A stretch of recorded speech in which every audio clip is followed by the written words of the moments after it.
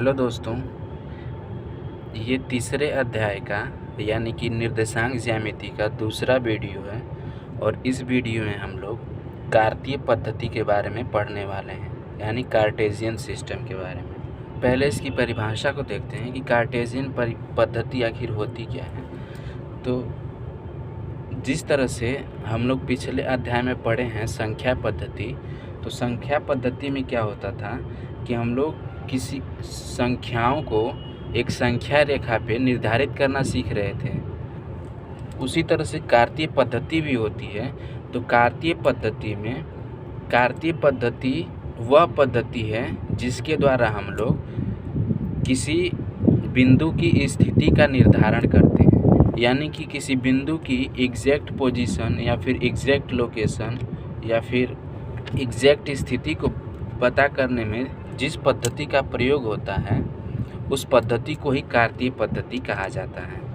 तो कार्तीय पद्धति के बारे में जानने के लिए हमें कुछ शब्दों के बारे में जानना होगा, जैसे कार्तीय तल, मूल बिंदु, चतुर्थांश, निर्देशांक अक्ष, ये सब क्या होते हैं इनके बारे में हम लोग जान लेते हैं। तो पहले हम लोग जानते हैं कार्तीय तल। तो जैसा कि आप लोग चित्र में देख रहे हैं, इसको कार्तीय तल बोलते हैं, यानी कार्टेशियन प्लेन, या फिर निर्देशांक तल, कोऑर्डिनेट प्लेन, या फिर इसी को एक्स वाई तल कहते हैं, एक्स वाई प्लेन। तो एक्चुअली में ये दो संख्या रेखा से मिल के बना होता है। कैसे? एक संख्या रेखा क्षैतिज होती है और एक संख्या रेखा ऊर्ध्वाधर होती है। इन दोनों संख्या रेखाओं के द्वारा ये कार्तीय तल निर्मित होता है।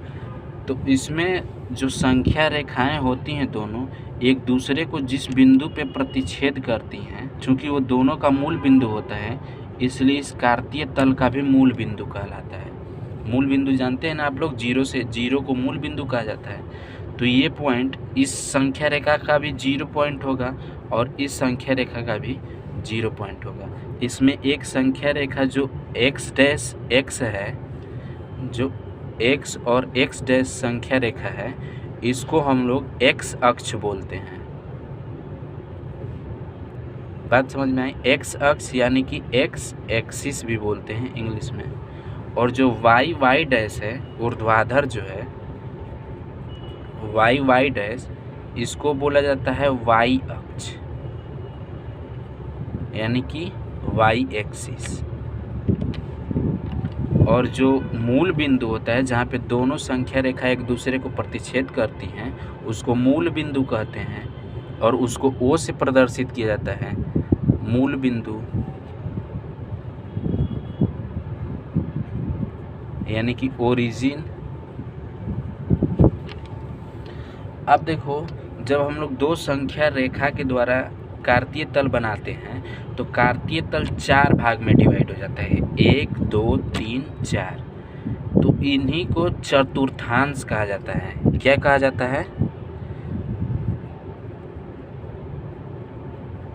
चतुर्थांश, यानी कि क्वाड्रेंट।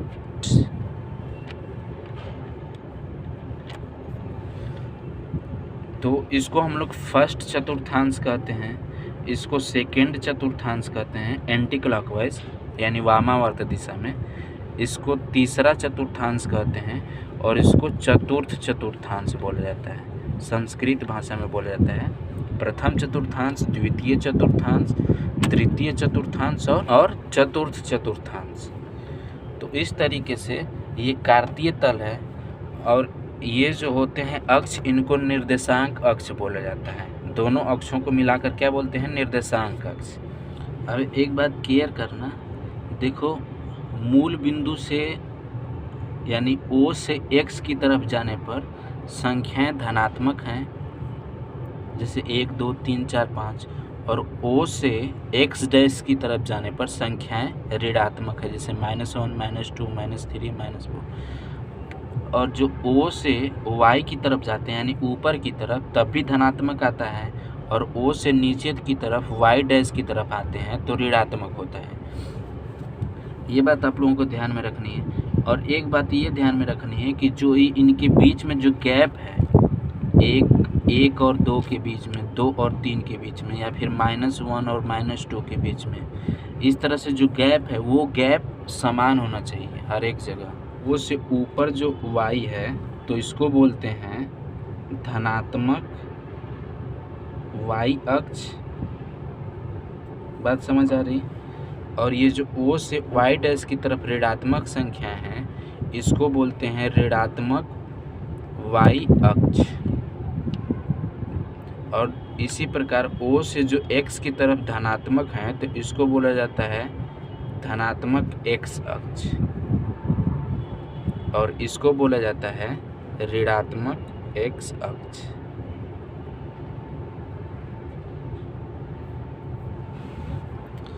तो ये कुछ बेसिक चीज़ें थी जिनके बारे में आप लोगों को जानना बहुत ही आवश्यक था, ताकि इस चैप्टर को पढ़ने में बहुत ही आसानी हो।